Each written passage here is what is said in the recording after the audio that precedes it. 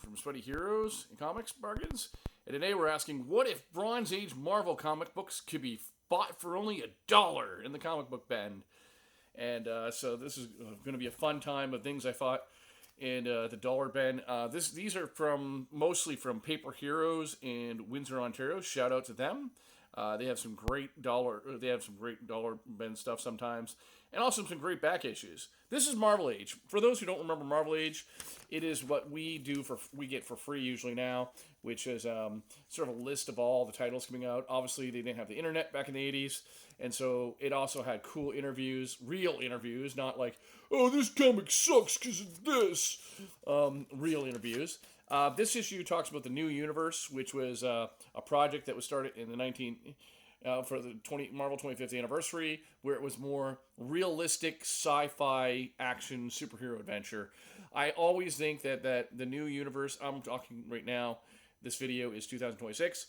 I think that the universe could be like a Hulu Disney Plus streaming series where you could do kind of like an X-Files but with superheroes vibe or something. Like you could be like just a step more realistic, but more science fiction bent. That's how I do the New Universe. But anyways, I wanted to show this off, and I started collecting it back in around 1986 with Transformers, and this comic book talks about.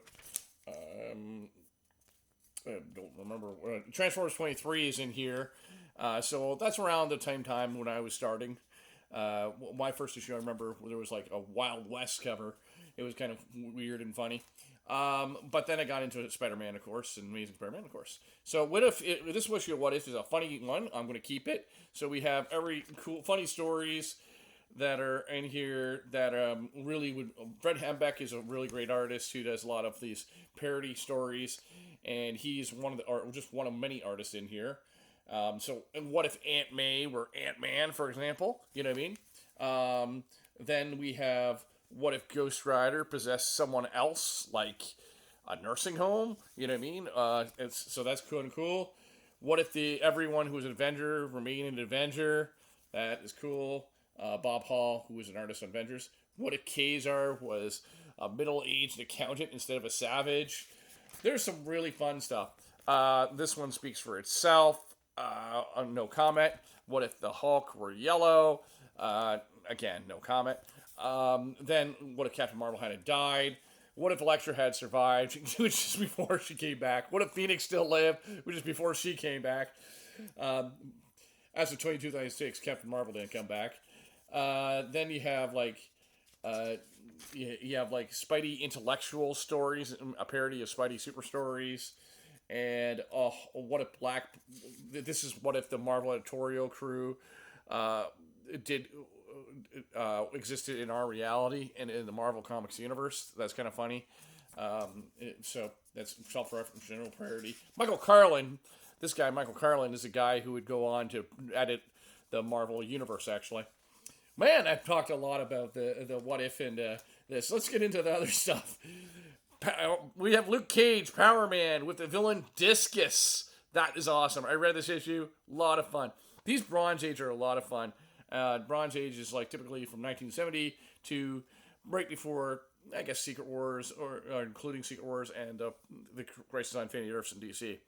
Omega the Unknown is a character that was unknown to me. I mean, I know the title, but I've never really read it. So this is kind of a fun, cool sci-fi type story. Steve Gerber, it was a co-creator of Howard the Duck. He wrote this, and Jim Mooney is a classic artist who wrote this. That's kind of cool. For Power Man, let's see who wrote Power Man. We had Tony Isabella and Ron Wilson do the art. Then we have Moonarch Star Stalker. That kind of looks very much a Star Wars vein. But it's 1976, before Star Wars. And yet it looks like Star Wars. Something from a Star Wars, like a Star Wars ripoff.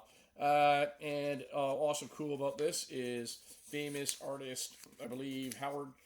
I'm boring you with not showing you a picture. Let's see the picture here. If I can get it. Oh, yeah. Howard Chaykin doing the artwork here. Marvel Tales is always a fun book if you want to just reprints of Spider-Man. This is actually a reprint of Amazing Spider-Man issue I don't have. That is Amazing Spider-Man 117, right before, close to where, before Gwen Stacy dies. That's kind of cool. Miss Marvel. This is an issue of Miss Marvel. She fights Lizardmen. That was really neat. I don't know why, but issue number 20, which she also is fighting the Lizardmen, was also recently reprinted in 2026 as a Flash Meal. Another Secret 3000, again, this is 1978, so probably inspired by Star Wars. They were doing a lot of sci-fi stuff. Captain Marvel is also part of the Marvel Cosmic Universe. He's cool.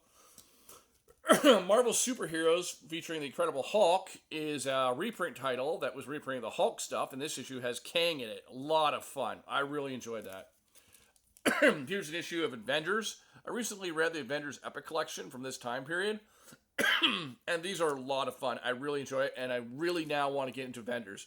When I was a kid, I was mostly reading Spider-Man and Elf and Disney as a little kid, and then later on, I got more into the Spider-Man, and then obviously the Image craze started in the 90s, early 90s, and all that. So, there's a lot of these things I've never ever read.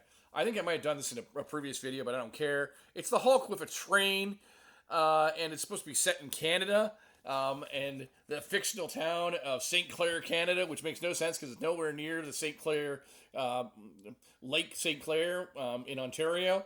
There's all these logs, which would suggest more like Alberta or, BC or something. Mondu suggesting like maybe it's a French town. So who knows? Maybe it's supposed to be in Upper Quebec or something. But then there's like a reference to like a border crossing. There's this at one point, like this was hilarious because like even if he took the front of the train, there's no way he's gonna be able to. All that rest of the train is gonna like fall off because of the weight, right? But it's a classic comic book trope. I loved it. Maybe he was just that fast, you know what I mean? And so it didn't have time to fall. Gravity didn't have time to fall. Who knows? It's a comic book, right? Let's see here. We got the Hulk at a border crossing. I wish I was back here in Montana. This is nowhere near Montana. You know what I mean? So a lot of fun stuff. And the Hulk issue. Wow, this is a longer episode. Aunt May, Galactus, enough said. This is not an imaginary, what if, an imaginary story. It is a dream sequence. I'm not going to lie to you, but it's a fun comic. An issue of Dazzler with a almost unrecognizable Rogue. Then we have an issue of X Factor, Marvel's Secret Wars in rough shape, but a lot of fun to read, so I can have a reading copy. Another issue of X Factor, and then finally I bought this for $2, but look at the beautiful shape this is. For $2, Hulk versus the Avengers from Bronze Age. Go find these books for only $1 or $2 at your local comic bin. Thanks.